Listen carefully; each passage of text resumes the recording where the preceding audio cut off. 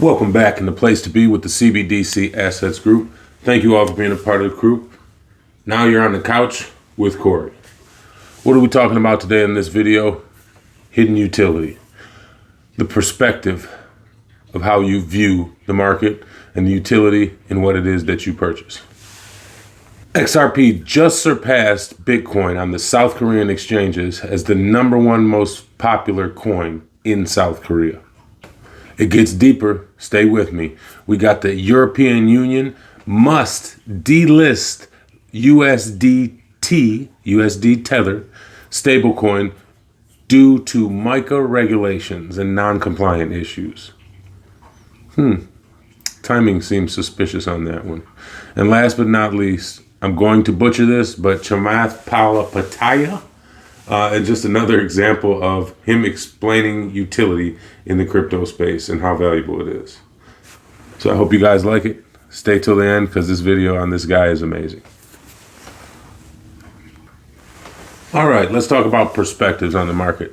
I saw a tweet from a guy the other day that just really reiterated a lot of the beliefs that I have about this space. And he said that actually I saw a couple good tweets, but this one in particular said he wasn't doing anything but just stacking these wealth transfer coins. And it got me thinking, that is the best way to look at these things and understanding what's happened. It literally is a wealth transfer. For those of you out there that are around 50 or older, this is a transfer from the boomer generation of their wealth that they received onto the next generation. And the markets know this. That's why they play it at the specific time, because most boomers now are set up for retirement. And all of that money has to go somewhere. Some of them didn't make it, some of them might. But at the end of the day, where does the money go? Just think about that. So this is a wealth transfer token. And one of the things I saw in another tweet from a guy, Vet, was that, or another post on X, was that your intelligence is irrelevant in the crypto space. It's more about your emotional intelligence and understanding all these processes that I try to explain, because your emotional intelligence is what's going to save you from getting wrecked, losing everything, understanding the emotions involved and how to handle what's coming. Moving along to South Korea, XRP on some of their exchanges hit $50.17.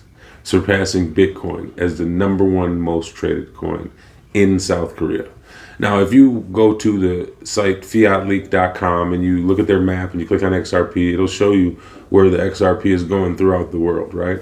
I think I've highlighted that several times before. It's called Fiat, F-I-A-T, leak.com, and then the XRP ticker. But I'm not sponsored by Fiat Leak at all. I just want to say that I just like using their stuff.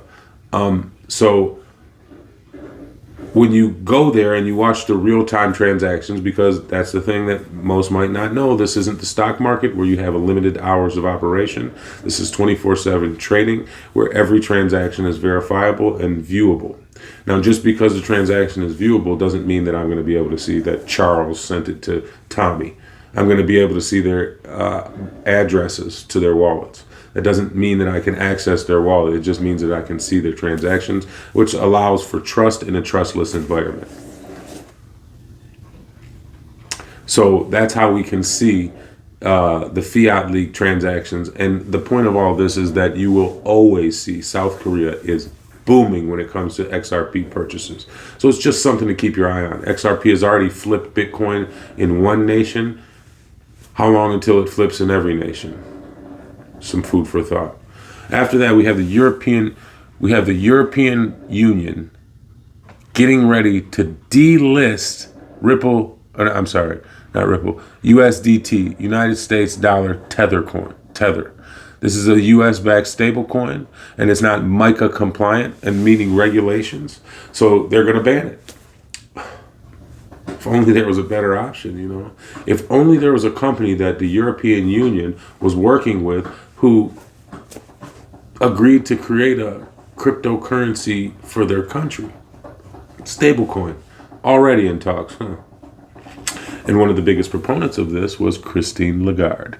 You don't know who she is? Go look at her. She was one of the first people I really dove into when I got into crypto, because she was telling all the business. She was telling you what it is, how it's going to be, and who's going to be using it, and very bluntly.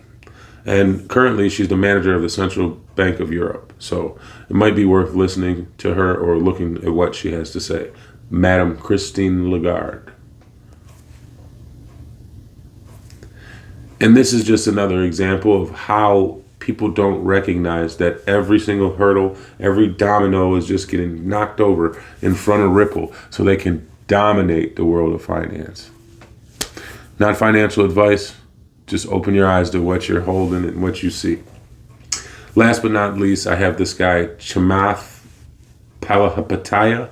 I'm going to say I found out about this guy about 4 years ago. And how I found out about him was the Golden State Warriors were doing well at the time, and he was a minority owner in them. And he was on Shark Tank. I think I saw him on Shark Tank. And one of the things he was saying, and I also saw an interview on MSNBC, and one of the things, as a tech entrepreneur, billionaire from tech, he doesn't allow his kids to watch any screens.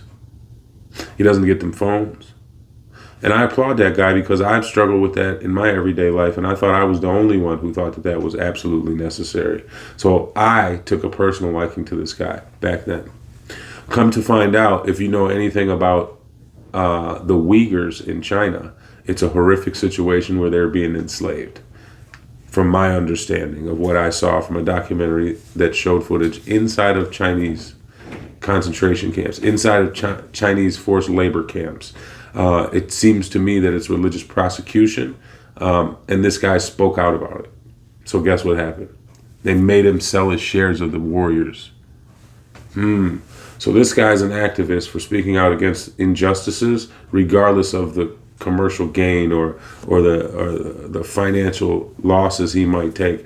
He's willing to stand on his principles, and I applaud him and respect him for that. And in this video, he talks about how incentivizing the Starlink satellites and things like that through payments of stable coins, and how they're going to collect the payments and use the stable coins to take the money, because each country has their own currency. So I just thought that was another highlighted aspect of utility for people to understand. And that's the word of the day: utility, the hidden utility in the assets that we hold. I hope you guys enjoyed. I'm going to go ahead and send you into his video, and I'll see you guys on the next one. The point is that a lot of companies that you would never think. So for example, SpaceX uses these stable coins. How? How do you think they collect payments from all the Starlink customers when they aggregate them in all of these long tail countries? They don't want to necessarily take the FX risk, the foreign exchange risk. They don't want to deal with sending wires. So what they do is they'll swap into stablecoin, send it back to the United States, and then swap back to US dollars. So it's a very useful utility. So number one is, I think we need to make those rails the standard rails in the United States.